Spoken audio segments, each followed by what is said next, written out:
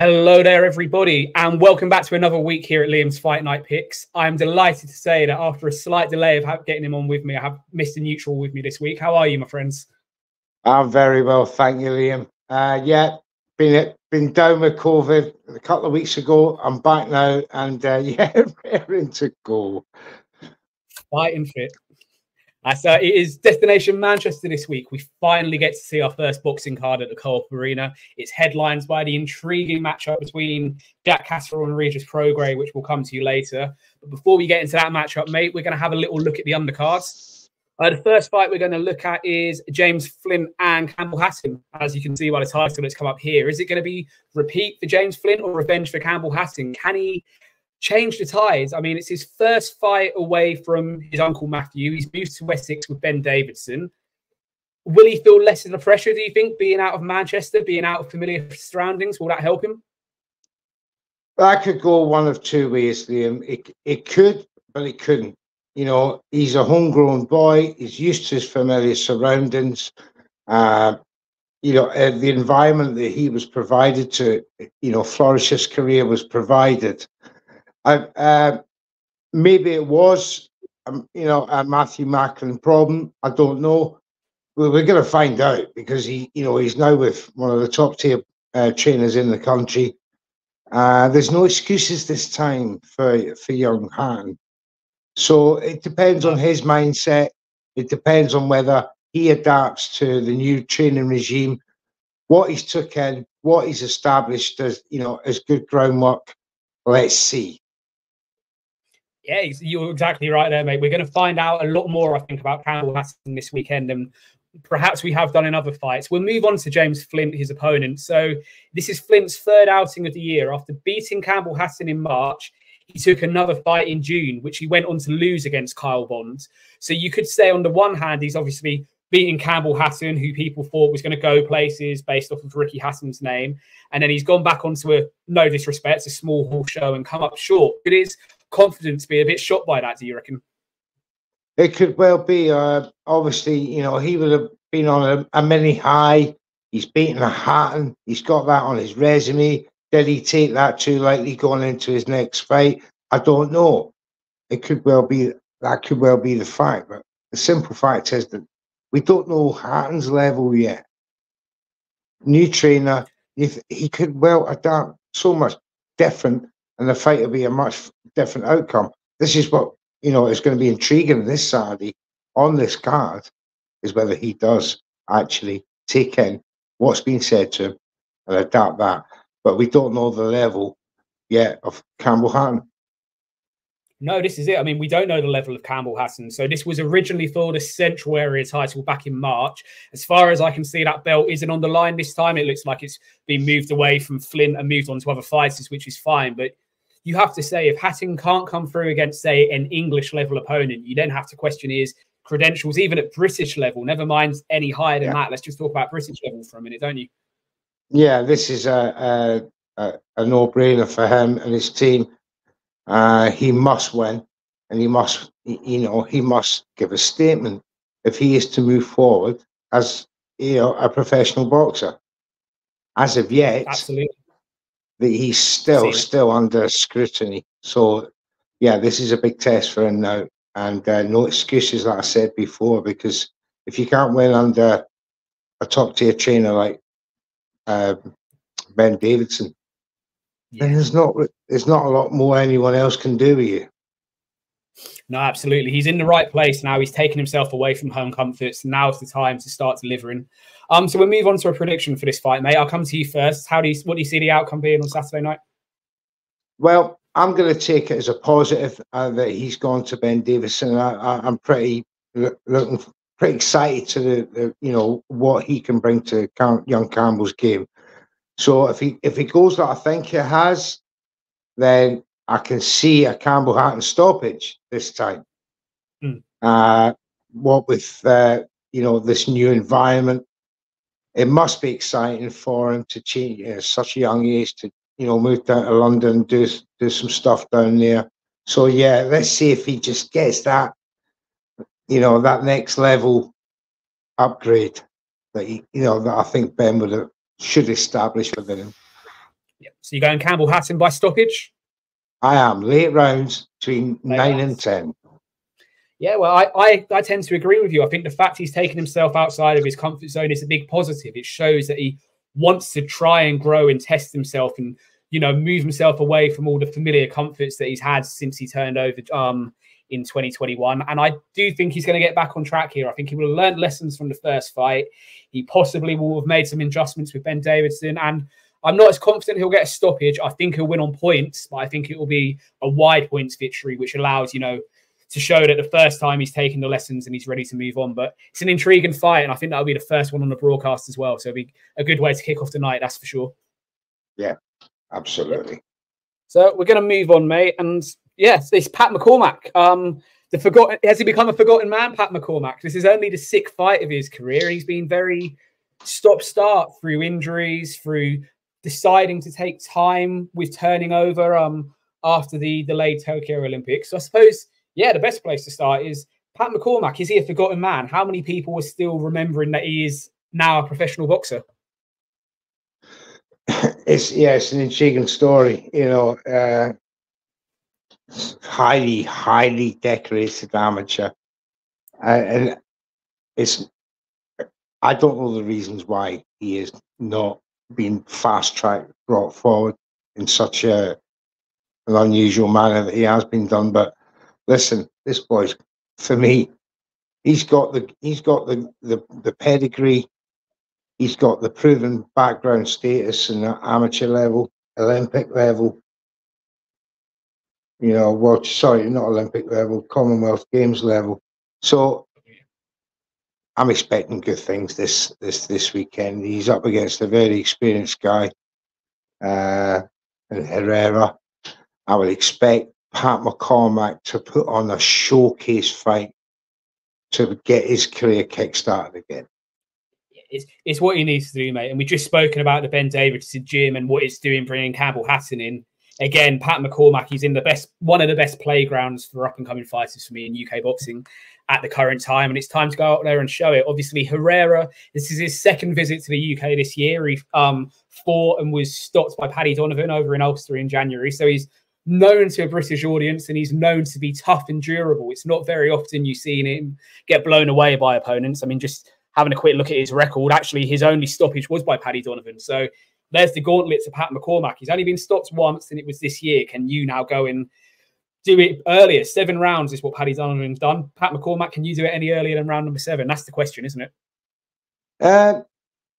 It is, but it isn't. I don't think there's, you know, I wouldn't want to say that Pat McCormack be under pressure to knock him out and stop him within 7 rounds when convincingly school the man. And that, for me, is just as good as a 7th round knockout. So it's the performance, it's the manner in which he fights. Some would argue if he comes up with an absolute schooling of Herrera on Saturday night, some people will say that, well, that was a better performance than what Paddy Donovan done. But the good thing is, for McCormack, is Donovan's at a very, very decent high level for me. I really like Paddy Donovan. Yep. So if he could match that or come in with a great unanimous decision, then that is the next natural fight after that, or somewhere near down the line. It's a fantastic sort of mark in time, isn't it? Obviously, Paddy Donovan's had more fights. He's a bit more established. He's more active than Pat McCormack's been. That goes without saying, but it's always interesting to see fights down the line where they might marry up. But it's another intriguing matchup. It's good to see Pat McCormack back. Hopefully 2025 is going to be a more proactive year. We see him start to move up the levels and into the fights we want to see. So we'll move on to a prediction. I feel, again, I know which way you're going to go with this fight, mate, but I'll come to you first. Yeah, I was alluding to a wide points victory for Pat McCormack, but he still retains every right to knock and stop this fella. But I think he's going to need some rounds. I think he's going to start tentatively. I don't think he's going to go gung ho or anything like that. I think he's far more too experienced for that type of fight. And yes, I'm expecting Pat to come through comfortably. 10 rounds, unanimous decision. 97, 93. Okay, yeah. Well, I mean, I'm in agreement with you. It's only his second 10-rounder, which his first came in his previous fight, so he definitely needs the rounds. I don't think he would be too dishappy if he does go the distance, the 10 rounds for the first time in his career. But what will be interesting is how does his punch power transfer into the second half of the fight if he gets taken there? How is his gas tank? Is he able to do what he's doing in minute 1 in minute 30 if he is to go the distance? So it will be a learning fight, I think, for him. I think Herrera is going to be a live opponent without possibly too much risk of what's coming back at him. But I think another wide unanimous points victory here for Pat McCormack, getting back active, and then, like we say, see him in bigger fights moving ahead into 2025, definitely. So we're both in agreement again with a Pat McCormack victory here. So we'll move on to what, for me, at least domestically, has the potential to be one of the fights of the year. It's down at super featherweight. It is Reece Bellotti and Michael Gomez Jr. Bellotti is making the second defense of his British and Commonwealth titles, which he won in February this year, stopping Liam Dillon. I mean, he's on a 5-fight win streak, Bellotti, obviously stretching back to when Ray Ford beat him in 2021. No shame in losing to Ray Ford. We look at what Ray Ford's done in the last 12 months. You know, that defeat is probably aged quite well. I suppose he's in the twilight of his career. And when he fought Liam Dillon, Bellotti, he was brought in sort of as a name to propel Liam Dillon forward. He wasn't expected to win. So where's the ambition with Bellotti? He says he wants to test himself at a higher level, but can you see it coming, or is, you know, winning the Lord Lonsdale outright as good as it could get for him? I mean, after 5 defeats on his resume, winning that belt must have felt like, you know, a justice had been served for his sufferance on that journey.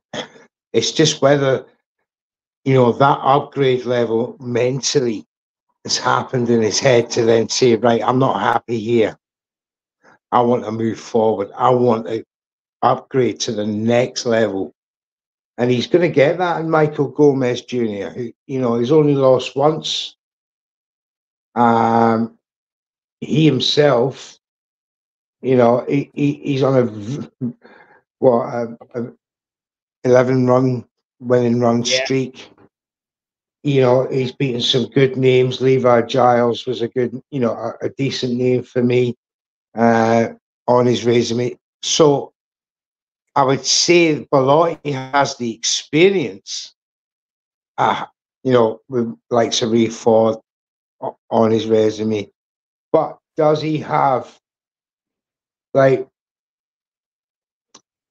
his opponents? Does Bellotti have his opponents' younger ambition? I don't know. It's going to be fascinating, Liam, this one. Probably one of the most fascinating fights on the card, because, you know, Reece, when he does get going, he's got a great run knockout rate amongst his win record. So he has that, you know, inherent power. But if you look at the resume of Michael, he's decent as well in the same department. So I don't know. This is a bit open for me. I wouldn't like to predict either way. You know, I'm juggling at that. But if my arm is twisted, I'm gonna go with a split decision win for Michael Gomez Jr. So you're gonna go Michael Gomez Jr. So I was just gonna move on to Michael. He's 21-1 with 6 knockouts in his record. Current English champion at this division. Obviously, beat Kane Baker earlier this year. Kane Baker, we know, is a journeyman that's gone in at some point against a lot of the prospects of Britain over the last 5-6 years. I was going to bring up their common opponent as well in Levi Giles. Gomez was a split decision winner against him. Bellotti was a unanimous decision winner earlier this year. But that's the common ground. But as we say all the time with judging, it's subjective in boxing. All it takes is one judge seeing it slightly differently to the others, and that's where the scorecards come from. Could be a round. Could be, you know, something sillier than that. You can't, but you can see a path to victory for both fighters. You can see the experience of Bellotti and the higher level of fights over 12 rounds paying dividends for him against Michael Gomez. But you can also see the freshness and the natural talent that we know Gomez Jr. has been a decisive factor in this fight. So, yeah, it's definitely an intriguing fight. You're going for a split decision for Gomez, are you? I am, yes. So for me, mate, I feel Bellotti will impress at least one of the judges for you know, to go to side with him. Yeah, I mean, I think for me, I'm going with Bellotti just based off of his experience at 12 rounds, being around British fringe level. It's that close. Oh, mate, it completely is. It's a fascinating fight, but for me, Bellotti will make a successful second defense, and who knows, it may lead towards a second fight between the pair. We could easily be seeing this fight again, couldn't we? Yeah, a rematch, if it's close enough, will warrant it. The crowd will obviously no doubt love the action. Yeah, I can't wait for that one myself Saturday night, and hope to get a word with the two afterwards. So that we'll see.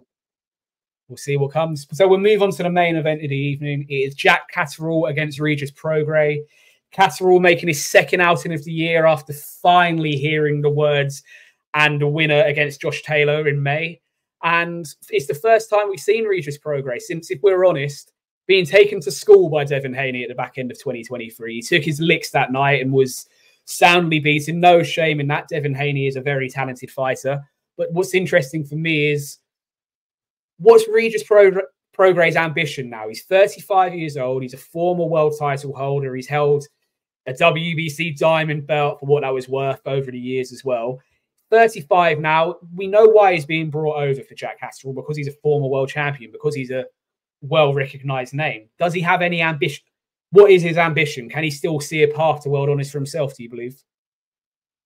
Listen, any man who's won the world championship twice, with two different sanctioning bodies, WBA, WBC, going up against a Jack Catterall from Great Britain, he'll give Jack his due respect, but be under no illusion, Liam. This guy's coming to win. This guy's fought a higher level than Jack Catterall could ever wish to dream for.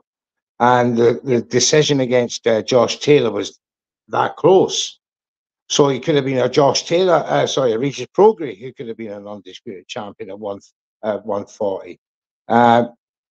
Listen, I spoke to Evans Tobler, the strength and conditioning coach for Regis Prograis. I'll be meeting him there Saturday night as well. Great guy, doesn't muck about, doesn't hold back on the truth. And he said that Regis Prograis had changed his dietary plan under Regis Evans's guidance. He got another trainer, another trainer's assistant to help him in with his regime and his camp. He has made weight very easily this time round at the age of 35, and he said he's ready to go. People have said that he looks drained. I disagree. I just think that this is a very slimmed down, better conditioned version of Regis Prograis against the one that fought Devin Haney. Look, Devin Haney's world level. Jack Catterall's, he's on fringe. Yes, he's beaten a Josh Taylor, but that was a Josh Taylor stayed at 140 far too long, when he should have, as soon as the Ramirez fight finished, he should have moved to 147, used his WBO Super State champion status for a fight against Terence Crawford, no less, but it didn't work out. The Catterall fight happened, that Catterall stepped aside to allow that fight to happen. Josh kept his word, gave Jack the fight in Scotland. Controversy, all the rest of it. And because of that Josh's ego got the better of him about the British media and they slaughtered him for that fight, it wasn't his fault. It's the judge's fault. No. But he got slaughtered. So that compelled Josh to say, I'm not going to let myself, Scotland down, or anybody down. I'm going to give this man a rematch. But it took 18 months. So when he finally got in the rematch, Josh had been beaten by Teofimo Lopez.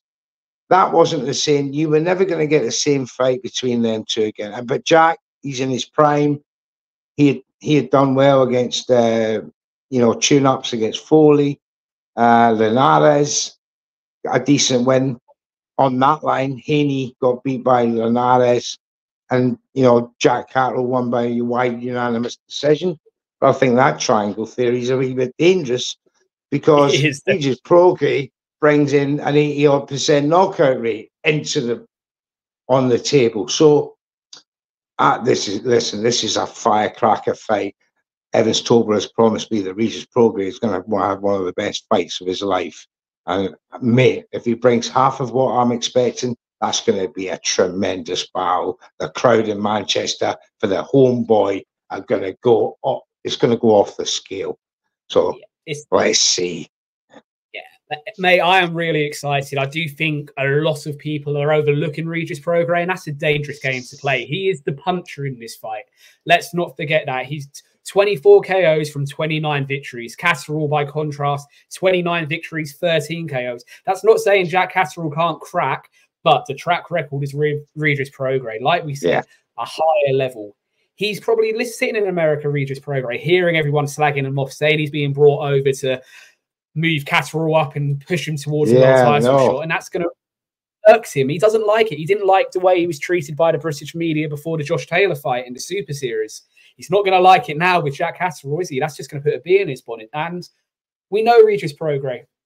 He would have been disappointed, wouldn't he, with the Devin Haney fight? He accepted he lost to the better fighter, but he was in his own performance. So he's going to have a point to prove, absolutely.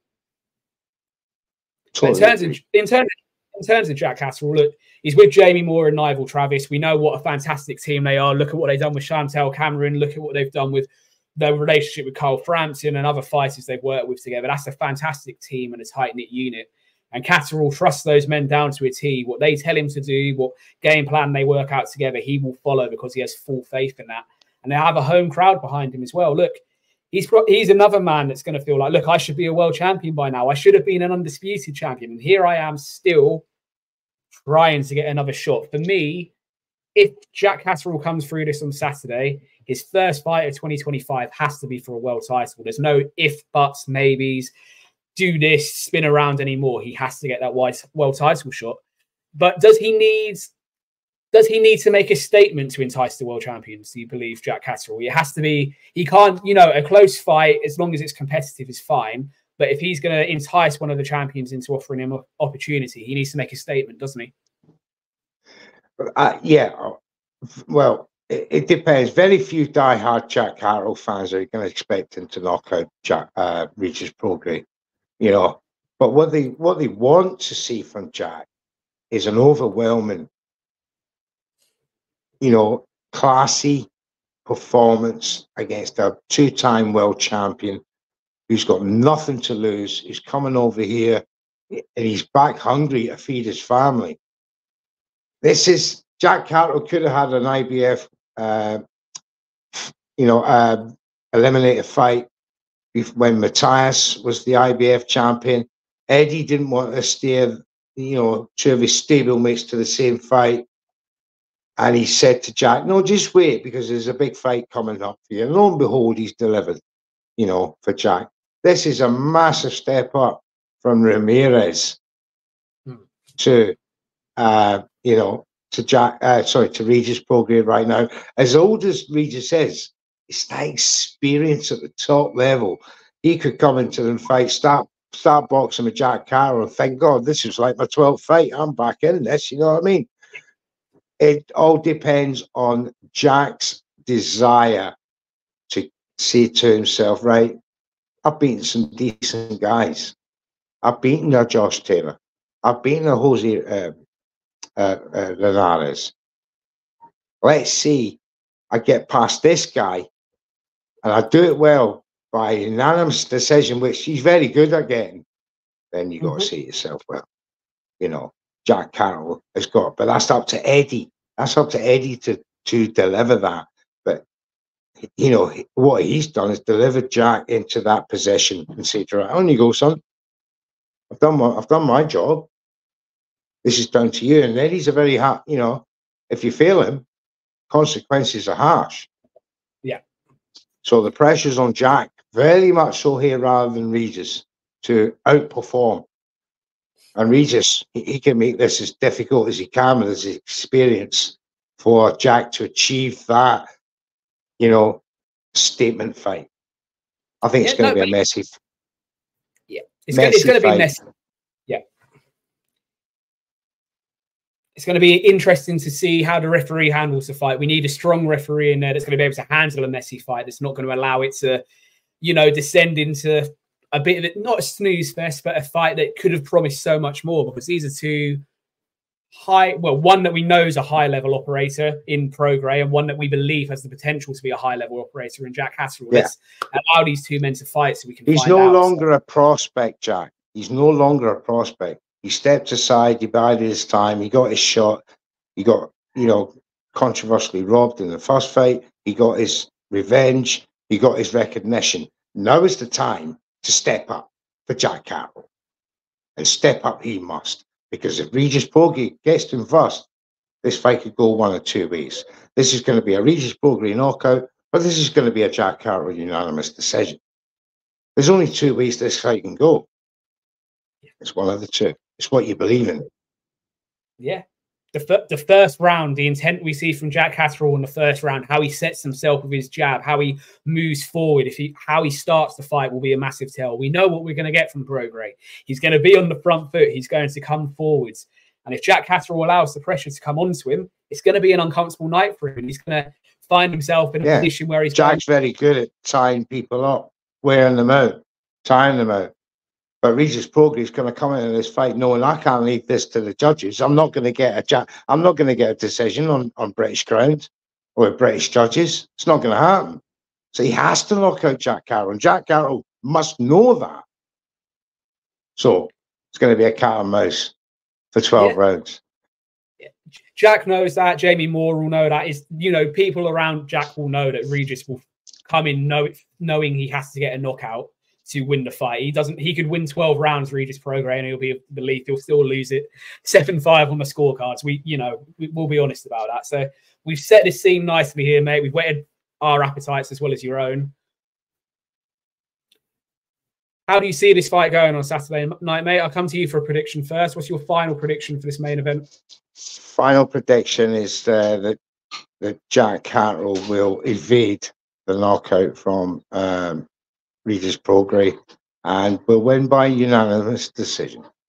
Yeah, I'm in agreement with you. Regis Prograis is going to give it everything he has. He's going to come in and look to, seize what could be his final opportunity to get back to the top of the tree in professional boxing. But Jack Catterall, he's younger, he's hungrier. He's got that chip on his shoulder from the past, and I believe he'll win a unanimous decision as well. That is my final prediction for this main event. And that wraps it up, people. So only 4 fights to go over this weekend. It's not as flush of weekend as we've had over the last month or so, but still some cracking and intriguing matchups to get stuck into. A big thank you to Mr. Neutral for joining me. Before we go, mate, can you let everyone know your handle on social media so they can get following you if they're not already? Thank you very much, Liam. Yes, Mr. Neutral on Twitter, Neutral's Corner, and on Instagram, it's neutralscorner.boxing. Perfect. So if you're not following this man already, make sure you are. He's cracking at what he does. He breaks down fights perfectly and always lines up some big interviews as well. So he's well worth a follow.